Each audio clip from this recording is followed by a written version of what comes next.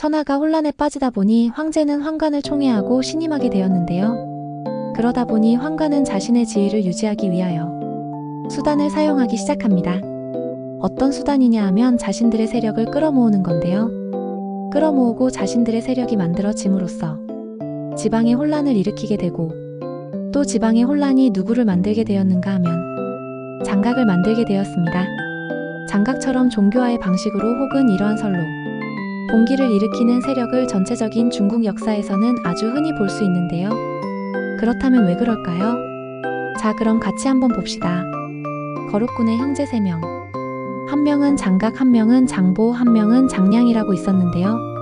그 장각은 원래는 낙방한 무제였는데 여기서 무제를 원래는 수제라고 하였는데요. 여기에 수제는 저희가 알고 있는 후세에서 과거급제 시험 보는 그 수제가 아니고요.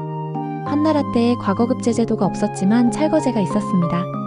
황제 유수의 수자를 피위해야 해서 수제를 무제라고 바꿨습니다. 그러니까 과거급제 제도는 없었지만 찰거제는 있었기 때문에 여기서 수제라고 해서 후세의 사람이 썼기에 잘못 쓴 거라고 오해할 수 있는데, 그게 아니고 찰거제에서도 수제라는 신분이 있었습니다. 그럼 장각은 찰거제에서 무제였는데요. 무제란 신분은 지위가 별로 높지 않았습니다. 그 당시 찰거제는 제덕겸비를 요구하였는데요. 그러면 제를 중요시했을까요? 덕을 중요시했을까요? 분명히 덕을 중요시했습니다. 그러면 덕이 중요하다고 할 때에 어떻게 한 사람의 덕의 좋고 나쁨을 평가할까요? 당연히 평가를 보는 사람들이 있었습니다. 그리고 덕을 평가하는 평가부서가 있었는데요. 이 평가부서에서는 어찌 보면 졸업평어를 내리는 사람들이라고 보시면 되겠는데요. 이 사람들은 어떠한 사람들이냐면 모두 귀족들이었습니다. 그러니까 자신이 귀족이면 이 체계 내부의 사람이고, 귀족이 아니면 어떨까요?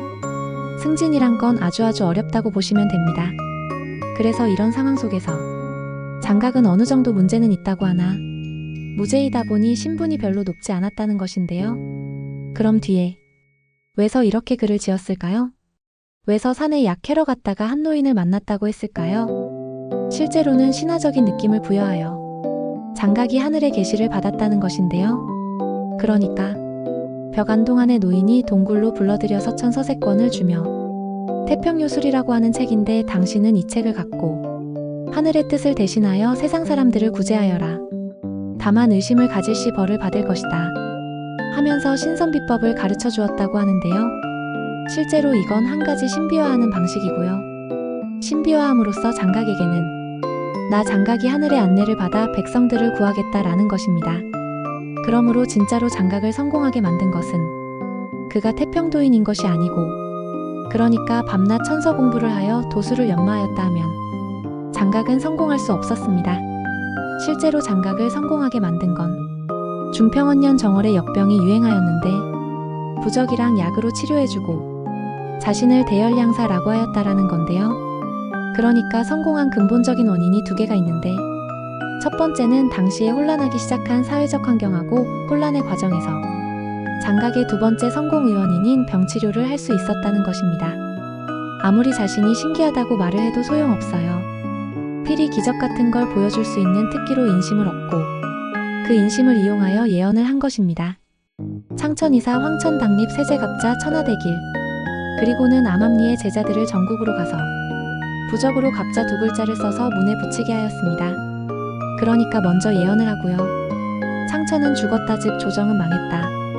그러기에 우리가 일어날 때가 되었다 하며 사람들을 시켜 집집마다 갑자 2글자를 붙이게 하고 하늘의 계시라고 하였는데요. 그럼 장각은 왜 이렇게 힘들게 이리저리 하는 걸까요? 원인은 바로 장각은 이렇게 해야만 중하층을 끌어들일 수 있었기 때문입니다. 중상층은 끌어들일 필요도 없고 중상층은 또 장각이랑 함께하지도 않습니다. 왜냐하면 장각은 낙방한 무제이기 때문입니다. 그러니까 장각은 찰거제에서 신분을 얻을 수 없는 사람이기에 귀족들은 당연히 장각한테로 붙질 않는다는 겁니다. 그래서 귀족들을 끌어들일 수 없으니 중하층을 끌어들이게 되는데, 중하층에게 일치한 구호가 없다 보니 장각은 이른바 종교화적인 방식으로밖에 진행할 수 없다는 것입니다. 그래서 농민봉기가 일어날 때면 흔히 이러한 종교화적인 방식으로 하는 것이 많은 것입니다. 왜냐하면 그들은 그 당시 사회 이중요 인재들을 끌어모을 수 없기 때문입니다. 이것이 관건 포인트입니다. 그러기에 끌어모은 사람들은 인재가 아니지요. 여기서 말하는 인재는 그 당시 시대에서의 규범화된 개념의 표준을 두고 얘기하는 것입니다. 그 당시 대량의 귀족의 지원이 없으면 성공하기란 너무너무 힘든 일이었습니다.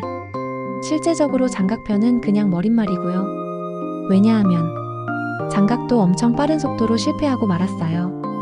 장각이 왜서 이런 결과로 끝났는지 간략히 소개하였습니다. 그리고 다음 편은 아주 중요합니다.